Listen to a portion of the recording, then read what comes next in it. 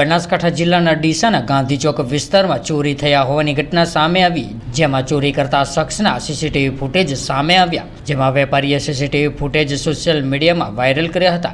ત્યારે 2 દિવસ પહેલા ચોરી થતા ગાંધી ચોક વિસ્તારના વેપારીઓ દક્ષિણ પોલીસ સ્ટેશન ખાતે આવેદનપત્ર આપીને રજૂઆત કરાઈ હતી। ત્યારે ફરી એક વખત ચોરીની ઘટના બનતા વેપારીઓમાં ભયનો માહોલ છવાઈ જવા પામ્યો છે। ત્યારે યોગ્ય કાર્યવાહી નહીં થાય તો વેપારીઓએ જિલ્લા પોલીસ વડાને રૂબરૂમાં મળીને રજૂઆત કરશે તેવી ચીમકી પણ ઉચ્ચારી હતી।